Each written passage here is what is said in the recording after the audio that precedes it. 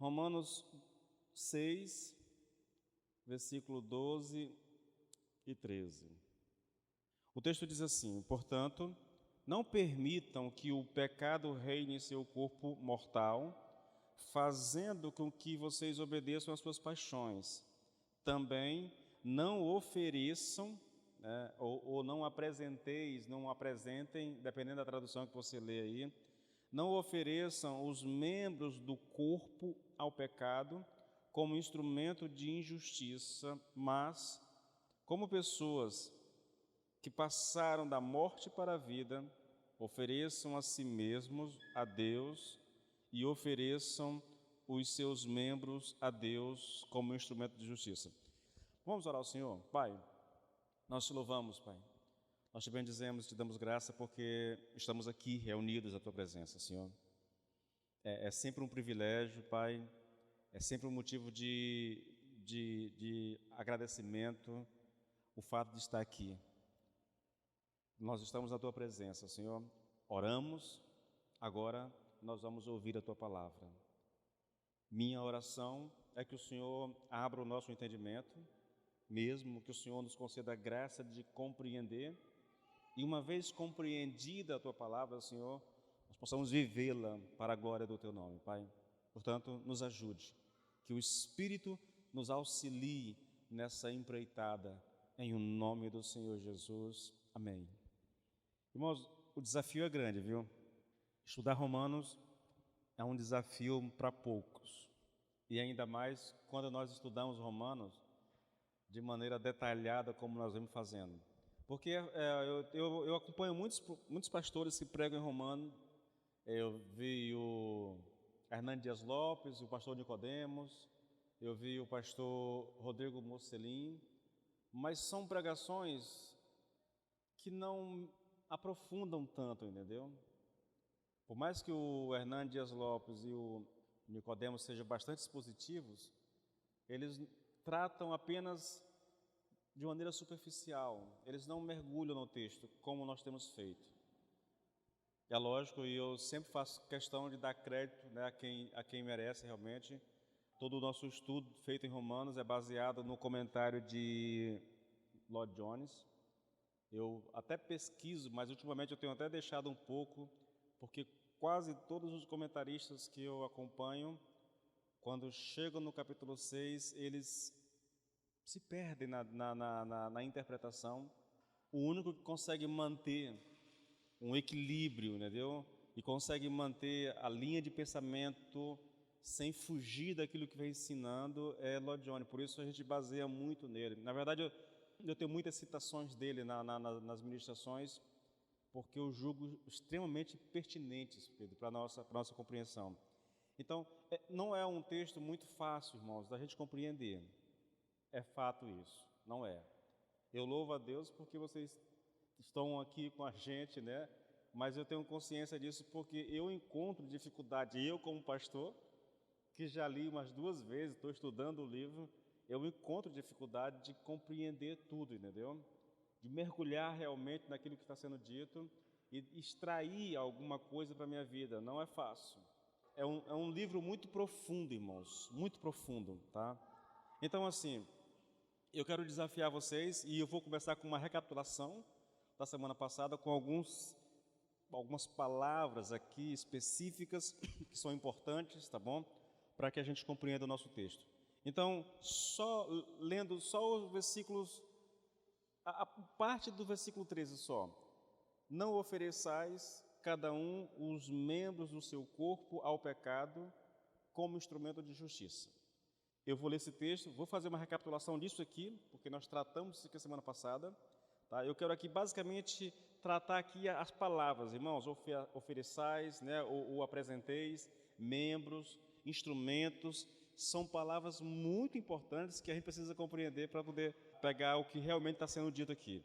Então, olha só, esse versículo 13, irmãos, ele é dividido em 2 partes, tá? Uma parte negativa e uma parte positiva.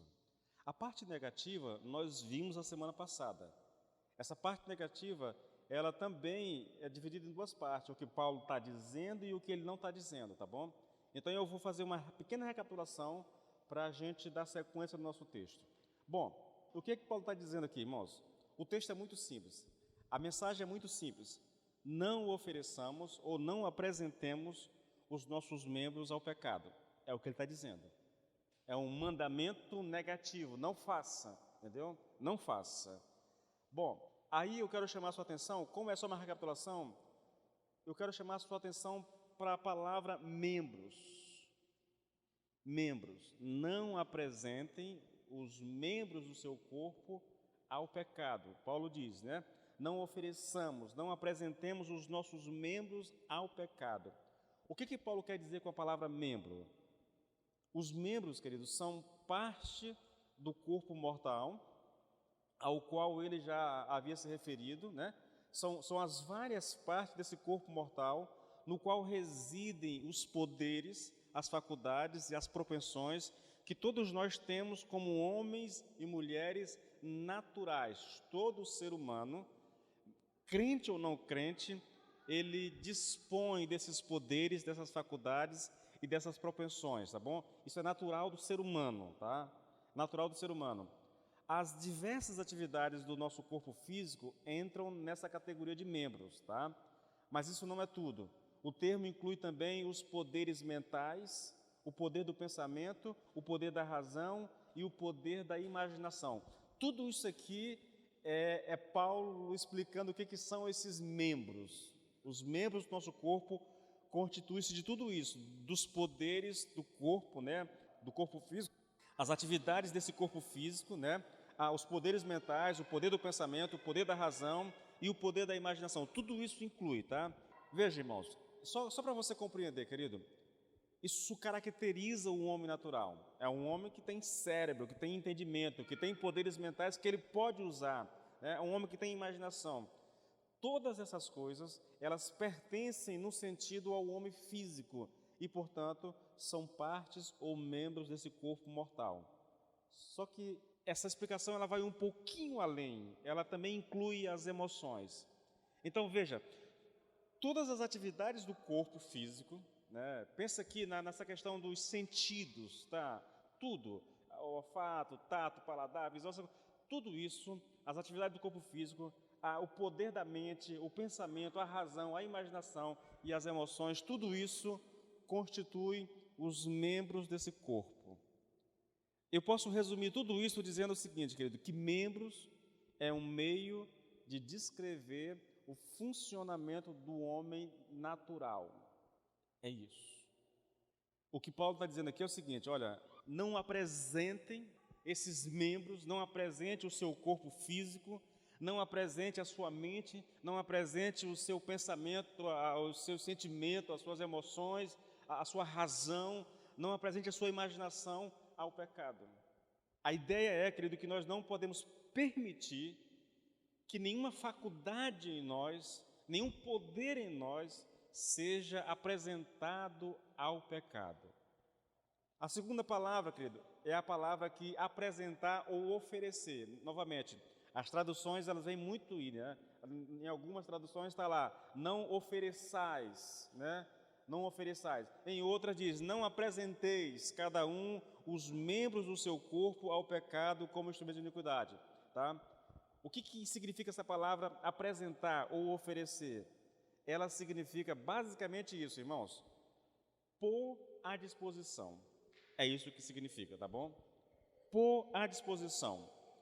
Então, a ideia aqui, querido, é que nós não devemos apresentar estes membros do corpo, né, esses poderes aqui, essas faculdades, essas propensões, nós não devemos pôr essas coisas à disposição do pecado. É muito interessante, querido, a ordem que nos é dada aqui. Por que tudo isso? Por causa daquilo que nós vimos nos versículos lá de 1 a 11, irmãos. Por causa de toda aquela doutrina que nós vimos lá, nós já morremos com Cristo, nós somos sepultados com Cristo, nós já ressuscitamos com Cristo. Então, por causa de quem nós somos em Cristo, nós não podemos, nós não devemos pegar os membros do nosso corpo e apresentar eles, colocar esses membros à disposição do pecado. Era assim que nós fazíamos antes de conhecer Cristo. Eu estou só recapitulando, então vou andar um pouquinho mais rápido. A outra palavra é instrumento. Instrumento. Escute, olha. Não ofereçais cada um os membros. Os membros aqui é o corpo físico com seus poderes, os poderes da mente, a imaginação, a razão, as emoções, tudo isso, tá bom? Não ofereçais, não coloquem essas coisas, os membros do corpo, do seu corpo, não apresente isso ao pecado, como instrumento de iniquidade. A palavra instrumento aqui, querido, significa algo que habilita o pecado a fazer cumprir-se o seu propósito e ampliar o seu governo. A ideia é a seguinte: não deixe que nada do que há em vocês seja utilizado pelo pecado como um instrumento, como uma ferramenta, como uma arma, entendeu? Quando nós apresentamos, quando nós permitimos que o diabo use alguma coisa, ele vai usar isso como uma ferramenta nas suas mãos. É muito perigoso, irmãos, quando o diabo se apropria das emoções de uma pessoa e passa a usar essas emoções como arma. Irmãos, isso é um perigo muito grande. Muita gente doente dentro da igreja hoje, com as emoções todas arrebentadas. Muitas dessas pessoas são ferramentas do diabo, irmãos, na igreja para causar divisão, sabiam disso? Se veem como coitadinhos, como alguém rejeitado, não consegue se enturmar, não consegue fazer amizades verdadeiras. Então ela sai envenenando um e o outro, entendeu? Ah, fulano não gosta de mim, ah, fulano porque isso, porque aquilo. Acontece muito, irmãos, nas igrejas, infelizmente. O que é isso? É o diabo usando alguns desses poderes que nós temos como um homem natural, como ferramenta, como instrumento, entendeu? Como arma, na verdade, para destruir a igreja. Bom, então eu falei aqui de membros, eu falei aqui dos instrumentos, de tudo, de apresentar. Essa é basicamente a ideia que nós temos aqui, irmãos, tá bom? Diante disso aqui, querido, a pergunta que se faz é a seguinte, né? Por que Paulo, ele inspirado pelo Espírito Santo, ele se expressa dessa maneira? Ele coloca isso, querido, para nós. Não reine, portanto, o pecado em vosso corpo mortal, de maneira que obedeçais às suas paixões, nem ofereçais cada um os membros do seu corpo ao pecado como instrumentos de iniquidade. Ele usa essas terminologias, querido, essas palavras, para mostrar, querido, que o objetivo supremo do pecado, do diabo e de tudo quanto pertence ao domínio das trevas e do mal é levar o homem à iniquidade, ao pecado. Entende? Paulo personifica o pecado, ele personifica o pecado como se fosse alguém, um tirano, que está, eu disse isso semana passada, nos espreitando, tentando achar uma brecha em nós, no nosso ser, para nos escravizar, para nos aprisionar, entende? E a ordem é: não permita que isso aconteça. Não dê lugar ao pecado na sua vida. Não permita que o pecado se assenhorie da tua vida. Esse é o mandamento aqui, irmãos.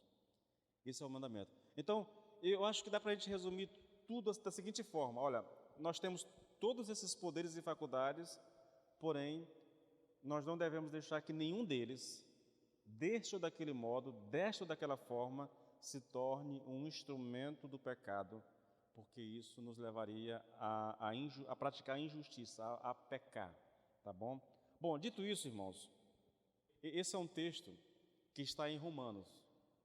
Quando a gente chega em Colossenses, o mesmo Paulo diz a mesma coisa, só que agora com detalhes. Ele vai mostrar como é que isso funciona na verdade, entendeu? É quase que um complemento do que ele está dizendo aqui nos versículos 12 e 13. Eu vou ler o texto só para ficar interessante, querido. Olha, Colossenses 3, a partir do versículo 5, Paulo diz assim, olha: portanto, façam morrer tudo o que pertence à natureza terrena: imoralidade sexual, impureza, paixões, maus desejos, avareza, né? E ele diz aqui a avareza, a idolatria. Por causa dessas coisas é que vem a ira de Deus sobre os filhos da desobediência. Vocês também andaram nessas coisas no passado, quando viviam nelas. Agora, porém, abandonem igualmente todas essas coisas: ira, indignação, maldade, blasfêmia, linguagem obscena no falar. Não mintam uns aos outros, uma vez que vocês se despiram da velha natureza com as suas práticas e se revestiram da nova natureza, que se renova para o pleno conhecimento, segundo a imagem daquele que o criou. A ideia de Paulo aqui, querido, é que nós não devemos permitir que nenhuma dessas faculdades do nosso corpo seja posta a serviço do pecado. Não devemos permitir que a força, não devemos permitir que a minha energia, que os meus apetites, que a minha fala, que a minha mente, que o meu pensamento, eu não devo permitir que a minha imaginação ou as minhas emoções, que todas essas coisas, querido, elas sejam usadas pelo pecado e me joguem contra Deus. É isso que Paulo está colocando para nós. Bom, dito isto, eu quero aqui, querido, voltar para o nosso texto, tá bom? O que Paulo estava dizendo foi o primeiro tópico que eu fiz essa recapitulação. Agora, o que ele não está dizendo? E aqui começa, de fato, a ministração de hoje, tá bom? Porque tudo que eu falei aqui está na ministração da semana passada. O que Paulo não está dizendo, irmãos? Vamos ler o texto mais uma vez? Só o versículo 13. Nem ofereçais cada um os membros do seu corpo ao pecado, como instrumentos de iniquidade, mas oferecei-vos a Deus como ressurretos dentre os mortos, e os vossos membros a Deus como instrumentos de justiça. Basicamente, resumindo esse texto, ele diz o seguinte: não ofereçam os membros do seu corpo ao pecado como instrumento de iniquidade, mas ofereçam a Deus como instrumento de justiça. É isso que ele está dizendo, tá bom? Resumindo tudo, é isso que ele está dizendo. Bom, o que Paulo não está dizendo aqui? Ele está dizendo que não devemos nos apresentar ao pecado. Basicamente é isso, irmãos. Veja, é dito que nos apresentemos a nós mesmos a Deus, mas não é dito que nos apresentemos nós mesmos ao pecado. Irmãos, o texto é colocado da seguinte forma: não apresentemos os membros do nosso corpo ao pecado, mas apresentemos a nós mesmos a Deus. A questão aqui que eu quero levantar com vocês é uma, tá? Na primeira parte do versículo, Paulo faz referência aos membros do corpo. Se você tiver com a sua Bíblia, acompanha aí, querido.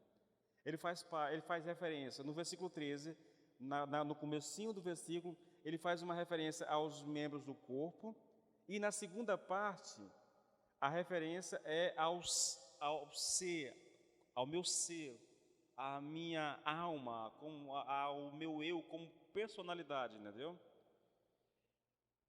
Por que eu estou falando isso aqui? Por que isso aqui é importante?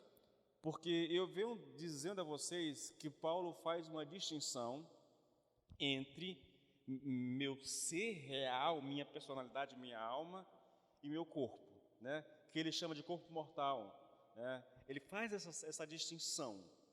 São duas coisas que, embora estejam, tipo assim, isso é o que eu sou, mas ele faz uma distinção.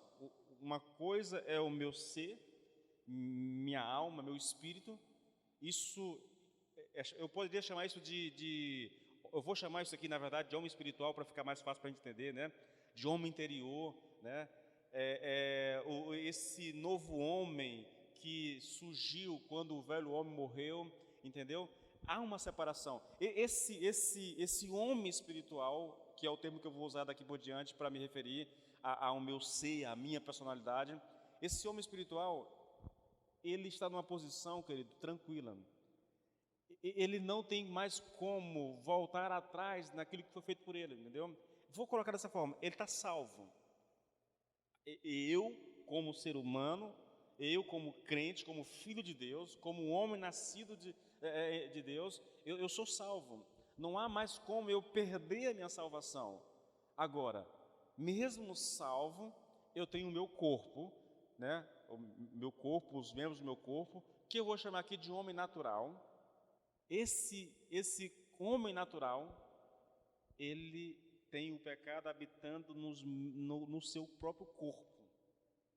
Essa é uma distinção que a gente vem trabalhando desde o começo de Gênesis, de Romanos 6, tá bom? Nós vimos isso no versículo 6, e aí, daí por diante, a gente vem olhando isso o tempo todo, tá bom? Essa distinção é feita, e vocês vão perceber, irmãos, quando você tem essa compreensão, você vai perceber isso no desenrolar da Bíblia quase toda, no Novo Testamento, nas cartas de Paulo. Essa separação, veja, é só uma maneira didática de você compreender aquilo que é colocado por Deus para nós. Paulo diz que o meu velho homem, o homem que eu era em Adão, ele morreu, ele foi crucificado em Cristo. Ele sai e dá lugar a um novo homem, ao que eu vou chamar de homem espiritual. Esse homem espiritual, ele está em Cristo, ele morreu com Cristo, entendeu? Ele foi sepultado com Cristo e ele ressuscitou com Cristo. Esse homem, diz a palavra lá em Efésios 2, ele está assentado nas regiões celestiais em Cristo Jesus. Ou seja, ele é alguém que foi salvo e não há mais como voltar atrás na salvação dele. Ele não perde mais a salvação. Agora, esse homem que está nessa posição, tudo o que nós estudamos nos versículos de 1 a 6, esse homem, ele tem um corpo e o pecado habita esse corpo. Eu vou chamar isso de homem natural. São as atividades do corpo físico, os poderes da mente, a imaginação, o pensamento, as emoções, tudo isso o pecado ainda tem acesso. Por isso a ordem: não ofereçam, não apresenteis os membros do seu corpo ao pecado. Porque ninguém sabe explicar por quê, querido. Deus não nos diz isso na palavra, mas nós sabemos que Deus deixou o pecado no corpo do homem, entendeu?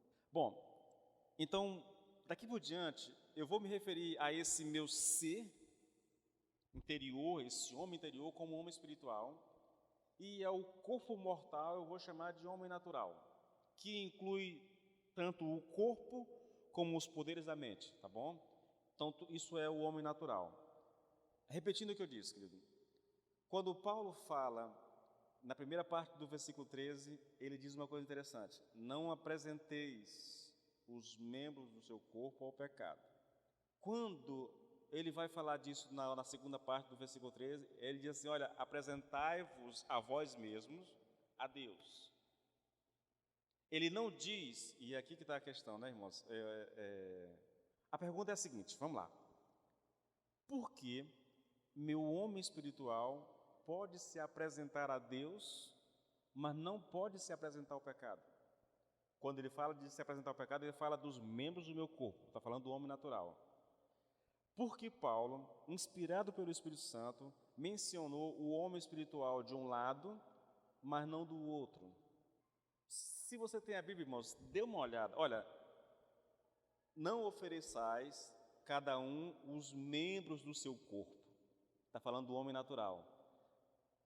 Não ofereçais, não apresenteis os membros do seu corpo ao pecado como instrumento de iniquidade. Mas, você percebe a construção do texto? Mas oferecei-vos a Deus. Bom, na parte anterior, ele está falando dos membros do corpo. Aqui, quando ele está fazendo essa contradição, quando ele está colocando esse contraste, na verdade, né, é um contraste, ele não fala mais dos membros do corpo, ele fala de nós, do homem espiritual. Na primeira parte ele fala do homem natural, na segunda ele fala do homem espiritual. Mas oferecei-vos vós mesmos a Deus. Por que ele faz isso, irmãos? Por que ele não diz, por que ele diz que o homem espiritual não pode se apresentar ao pecado? É porque todo o ensino, querido, do versículo 11, que nós vimos aqui do 1 até o 11 aqui, ele mostra essa realidade de que não é possível isso. O homem espiritual, ele não pode se apresentar ao pecado porque ele já morreu para o pecado. É por isso que ele não pode. Paulo não pode dizer uma coisa em 11 versículos, de repente ele vir e se contradizer, entendeu? Não pode. Ele sabe que não pode. Por quê? Porque esse homem espiritual, ele já está salvo, entendeu? Ele já está assentado nas regiões celestiais em Cristo. Então, ele não pode voltar e agora se apresentar ao pecado de novo. Isso não é possível, irmãos. Olha o texto, irmãos. É bom a gente repetir isso, porque isso, para que fique mais claro na nossa mente. Romanos 6:2, olha, como viveremos ainda no pecado, nós, aqui, meu ser, meu homem espiritual, nós que já morremos para o pecado, entende? Lembra do tempo verbal da palavra morremos aqui?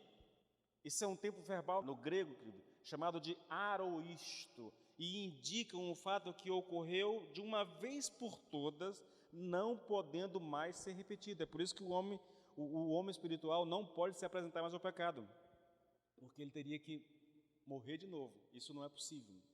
Morreu de uma vez por todas e isso não pode ser mais repetido. Ele vai explicar melhor, querido, isso nos versículos de 8 até o 10. Veja como ele é claro, irmãos. Olha, ora, se já morremos, se nós já morremos com Cristo, cremos que também viveremos com Ele, sabendo que, havendo Cristo ressuscitado entre os mortos, já não morre. A morte já não tem domínio sobre ele, pois quanto a ter morrido, preste atenção, de uma vez para sempre, morreu para o pecado. Mas quanto a viver, vive para Deus. É por isso que Paulo diz, irmãos, não apresenteis os membros do seu corpo ao pecado. É possível? Entendeu? Por quê? Porque o pecado habita os membros do nosso corpo.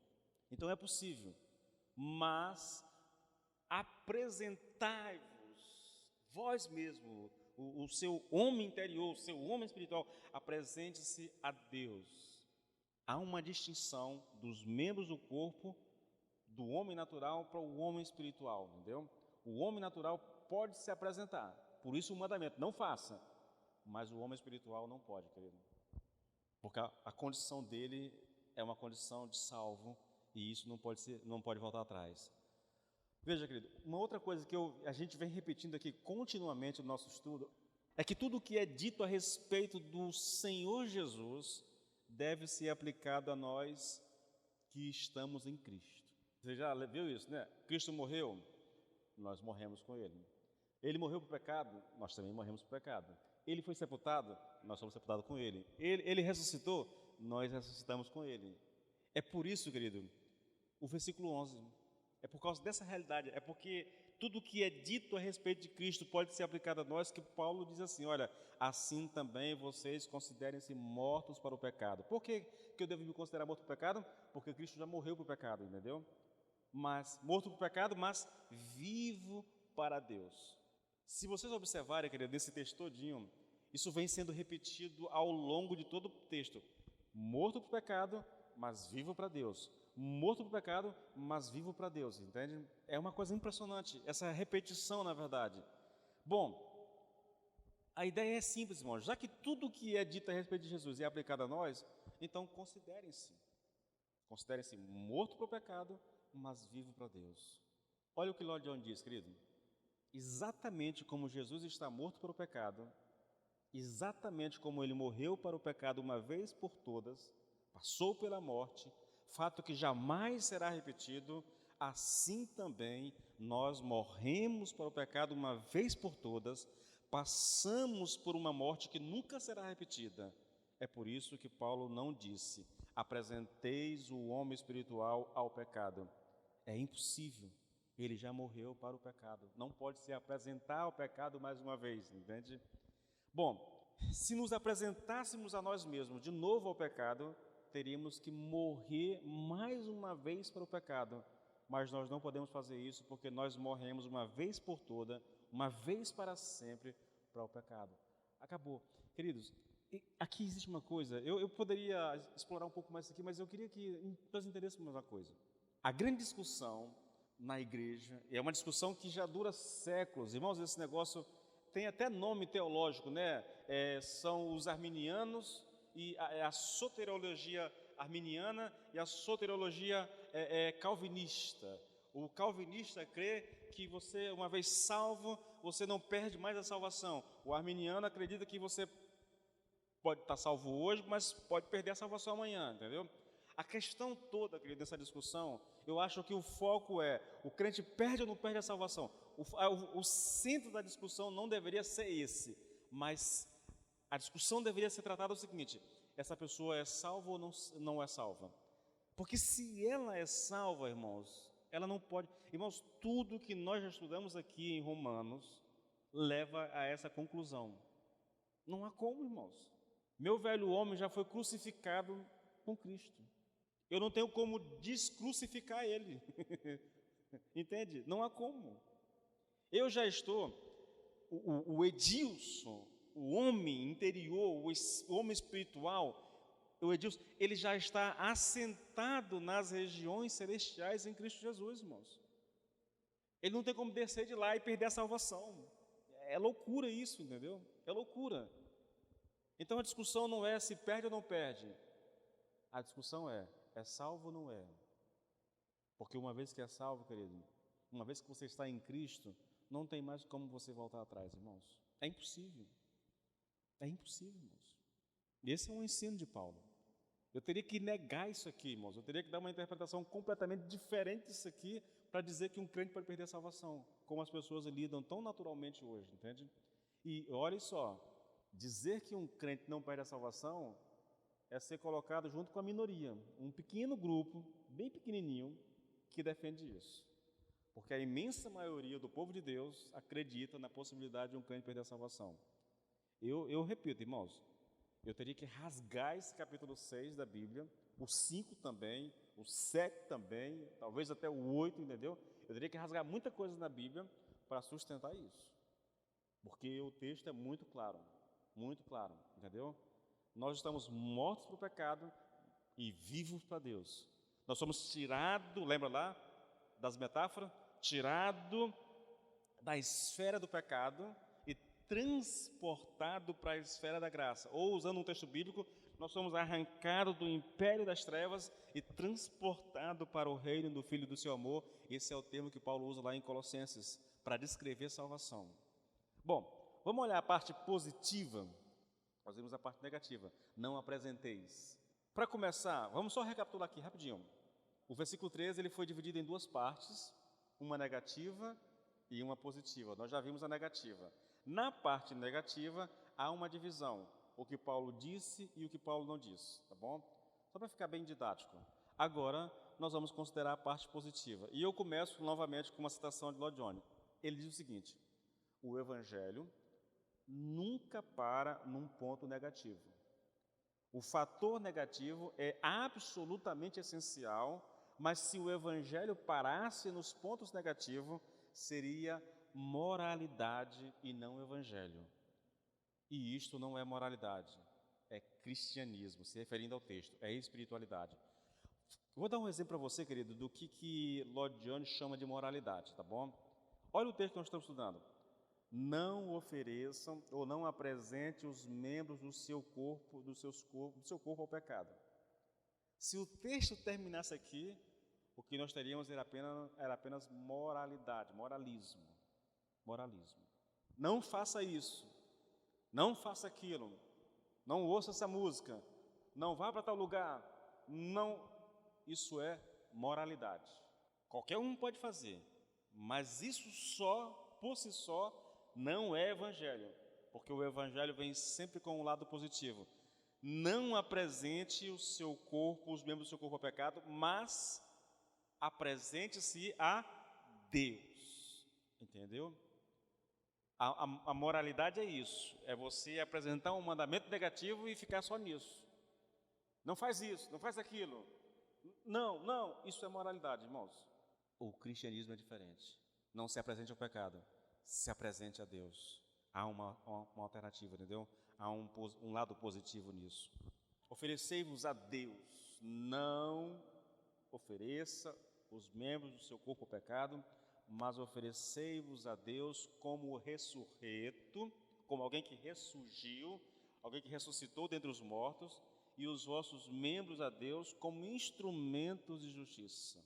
Não só não devo me apresentar ao pecado, mas devo me oferecer a Deus, me apresentar a Deus.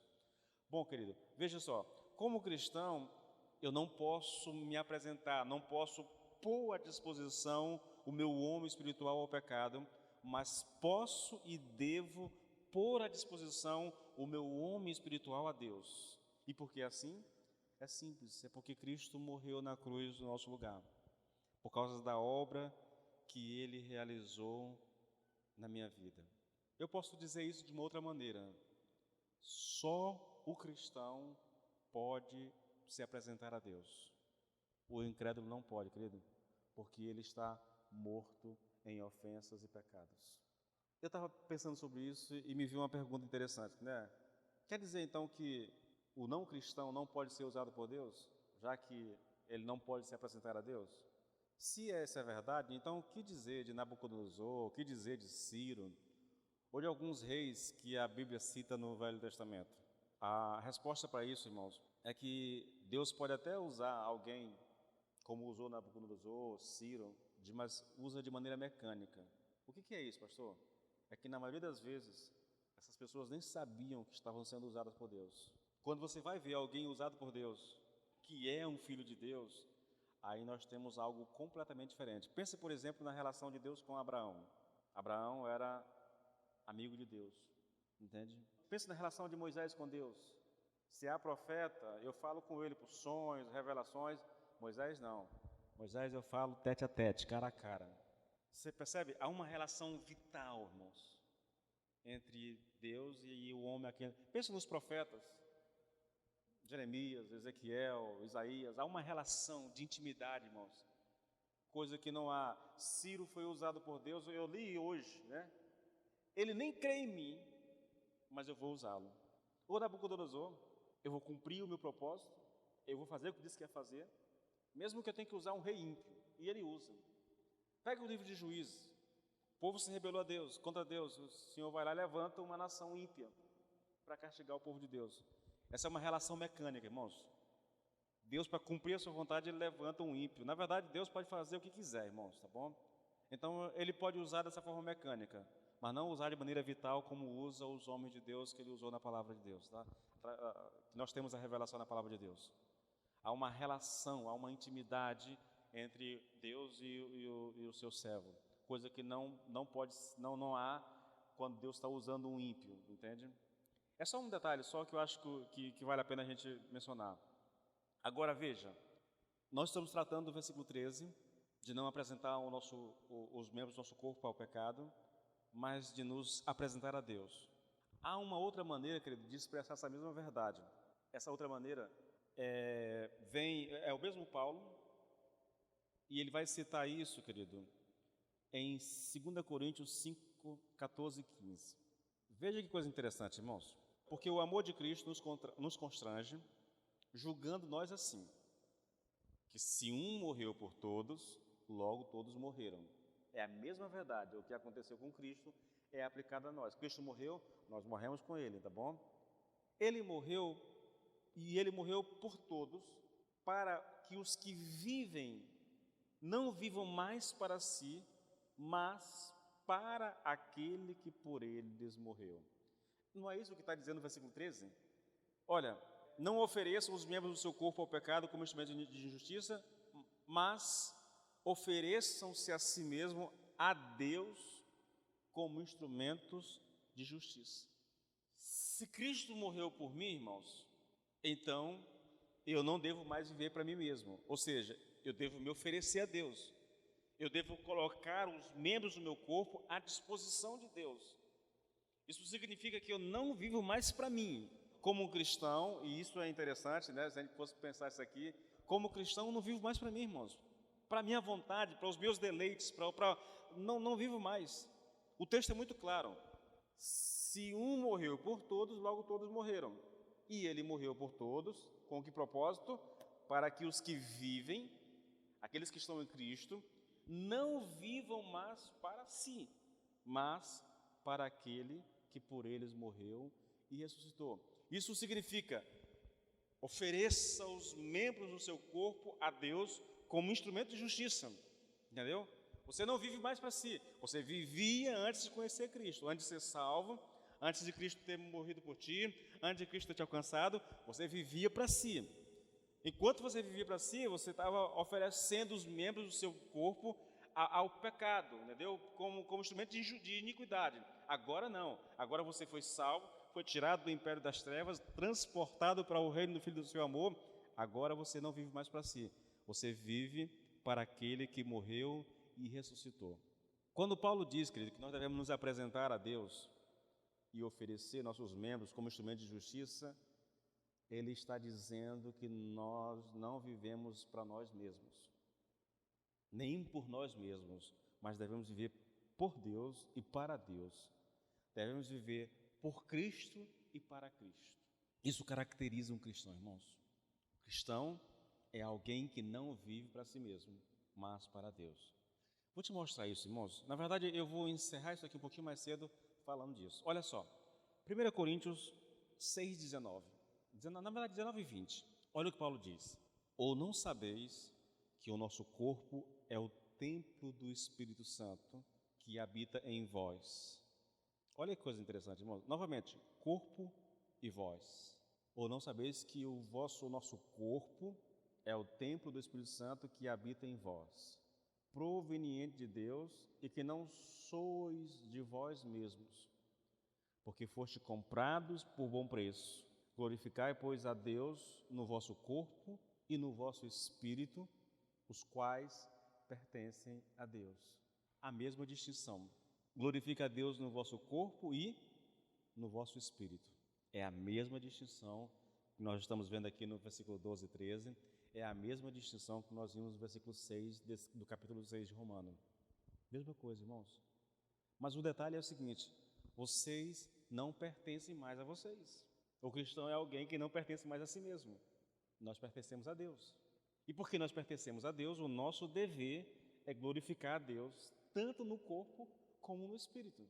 Em outras palavras, não ofereça os membros do seu corpo ao pecado, mas a Deus, como instrumento de justiça, entendeu? Ele está dizendo a mesma coisa, irmãos. É a mesma realidade. Mas tem mais ainda, irmãos. Mateus 6, 24. Então, disse Jesus aos seus discípulos: se alguém quiser vir após mim, renuncie a si mesmo, tome a sua cruz e siga-me. Esse é um dos textos, irmãos, que nós deveríamos bater ferrenhamente. A coisa mais comum na igreja é gente que acha que é dono do seu próprio nariz. Nada contra, querido, o cara quer pensar dessa forma. Não, nada contra. O problema é que não dá para pensar isso e continuar na igreja, entendeu? Não dá para pensar isso e continuar achando que está servindo a Deus. É opcional, querido. Se alguém quer vir após mim, se alguém quer me seguir, disse o Senhor Jesus, condição básica, número 1, renuncie-se a si mesmo. Em outras palavras, ele está dizendo assim, olha, não dá para ser meu discípulo e achar que é dono do próprio nariz. Não tem como. Olha, querido, há tantas aplicações para isso que assusta a gente. Ah, pastor, hoje eu não vou para a igreja porque eu estou cansado, eu vou descansar um pouquinho. Ah, pastor, hoje não dá para ir para a igreja porque eu assumi um outro compromisso, sabe? Eu tenho que fazer alguma coisa assim, acolá. Ah, pastor, irmãos, é você querendo ser dono do seu próprio nariz. Primeiro porque cultuar é uma ordem de Deus para nós. É um mandamento de Deus para nós. A igreja é estabelecida pelo próprio Senhor Jesus. Então, se eu não faço aquilo que Ele me manda e faço aquilo que eu quero, eu estou dizendo que eu sou dono do meu próprio nariz. Só que isso não é característica de um cristão, irmãos. Nunca foi. Contraria a Bíblia. Olha, vou ler os textos novamente, irmãos. Veja, primeiro, se alguém quer ser meu discípulo, disse Jesus, negue-se a si mesmo. Voltando aqui um pouquinho mais, 1 Coríntios 6, 19 e 20. Vocês não sabem que o corpo de vocês é templo do Espírito Santo? Que vocês foram comprados por preço de sangue? E por causa disso vocês não pertencem a vocês mesmos? Ou então, voltando um pouquinho mais, se um morreu por todos, quem morreu por todos? Jesus. Ele morreu por nós. Logo, todos morreram. E ele morreu por todos com um objetivo, com um propósito específico. Qual é o propósito? Para que todos os que vivem não vivam mais para si, mas para aquele que por eles morreu e ressuscitou. Em todos esses textos eu estou dizendo a mesma coisa, irmãos. Ou então, pegue lá o texto que nós estamos estudando. Não ofereça os membros do seu corpo ao pecado, mas ofereçam eles a Deus, como instrumento de justiça. Entende? Tudo isso está dizendo a mesma coisa. Se você quer andar com Deus, você tem que negar a si mesmo. Não dá para ser dono do próprio nariz e querer andar com Cristo, irmãos. É contradição, é antibíblico isso. É antibíblico, irmãos. O ensino é muito simples, irmãos. O ensino é extremamente simples. Antes de ser alcançado pela obra de Cristo, quando eu ainda estava morto em delitos e pecados, Nós vivíamos para nós mesmos. Entretanto, agora que eu estou em Cristo, eu tenho que viver para Deus, irmãos. Esse é um ensino. E eu não entendo, irmãos, por que as pessoas não conseguem compreender isso. Por que elas pensam que dá para servir a Deus no domingo e viver como um qualquer durante a semana toda, entendeu? Ou até mesmo no domingo. Quantas pessoas não deixam de vir um culto no domingo, querido, porque estão cansados porque foram para a praia, estão cansados porque foram passear, ou porque assumiram um compromisso, porque tem a festinha do meu amigo, tem a festinha do meu cachorro, tem a festinha do... E aí, a festinha é mais importante do que o culto, irmãos, entende? Como eu sou dono do meu próprio nariz, eu escolho não ir. Eu vou para onde eu quero. Ninguém manda em mim, eu ouço muito isso. Eu não obedeço o pastor, eu só obedeço a Deus. Bom, querido, é complicado isso, entendeu? Se você não ama quem você vê, como é que você pode amar a Deus? Parafraseando isso, se você não obedece ao pastor, que a gente julga que é o homem de Deus, colocado por Deus, como é que você pode obedecer ao próprio Deus? Não existe isso. Finalizando aqui, querido, finalizando isso aqui, irmãos, pararam para observar, querido, a necessidade que nós temos de sondar o nosso coração sempre. Às vezes a gente entra no automático, irmãos, na vida cristã, e não considera mais nada. Eu sou crente, amém, glória a Deus, pronto, tá tranquilo, sou crente. E para de se avaliar, de comparar a sua vida com as Escrituras, para saber se você realmente está andando de acordo com as Escrituras. Queridos, são mais de 25 anos servindo a Deus, mais de 25 anos. Eu já vi coisa demais, querido. Eu já vi muitas e muitas pessoas dentro da igreja agindo como se fossem ímpios. Pessoas que são donas da sua vida e não abrem mão disso mesmo, não, irmãos. E falam isso com um certo orgulho, entendeu? A minha vida mando eu, pastor. A minha vida mando eu, pastor. Eu digo, muito bem. Então pega a sua Bíblia e vai para casa, porque aqui não é lugar para você. E não é, irmãos. E não é. Não dá, irmãos, não dá. Ah, pastor, eu obedeço a Deus. Como que tu obedece a Deus? Faz aquilo que a Bíblia manda? Faz. Vê lá o que está escrito. Vê se você obedece de verdade. A gente precisa ter consciência disso, querido. Nós somos pessoas, irmãos, pelas quais Cristo deu a vida. Pessoas que deveriam compreender a grandeza daquilo que foi feito por nós. Só que tudo isso tem um preço, irmãos. Andar com Deus custa um preço para nós, irmãos. Quando você é dono da sua vida, você se acha livre para fazer o que bem entende. Bom, irmão, se a pessoa pensa dessa forma, eu não vou discordar dela, entendeu? Eu não vou bater de frente com ela, mas a pergunta eu vou fazer. Se você acha que é isso aí, meu irmão, então você está no lugar errado.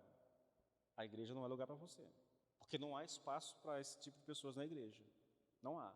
Se você quer andar com Deus, tem que ser do jeito de Deus. Não dá para andar com Deus do seu jeito. Eu tenho dito isso há tanto tempo, irmãos. Não dá para fazer, irmãos. O Deus que nos salvou estabeleceu um estilo de vida para nós. Mandamentos que devem ser obedecidos. Circunstâncias que nós precisamos nos sujeitar a elas. Porque senão, querido, não tem como a gente viver com o Senhor. Finalizando isso aqui, querido, Paulo está realmente aqui nos dizendo aqui, é o seguinte, e eu encerro com isso aqui. Uma vez, querido, apresentado o nosso homem espiritual, nossa alma, nosso ser interior, nosso espírito, passamos a apresentar, esse o ensino, em detalhe, todos os membros do nosso corpo, cada uma das faculdades. Aí eu estou falando do corpo físico, dos pensamentos e tudo. Tudo isso deve ser colocado inteiramente ao serviço de Deus. Tudo isso. Minhas emoções devem se submeter ao Senhor. Meus pensamentos devem se submeter ao Senhor. A minha razão deve se submeter ao Senhor. Entendeu? Cada uma das minhas faculdades deve se submeter ao Senhor. Cada um dos sentidos do meu corpo deve se submeter ao Senhor. Deve se apresentar ao Senhor como um instrumento de justiça. É o que Paulo está dizendo nesse texto, irmãos. Esse versículo trata disso. Não apresente o seu corpo, não apresente os membros do seu corpo ao pecado, como instrumento de iniquidade, mas se apresente a Deus como instrumento de justiça. Esse é o ensino, querido. Esse é o ensino. A questão é, será que nós vivemos isso? Será que eu tenho consciência disso?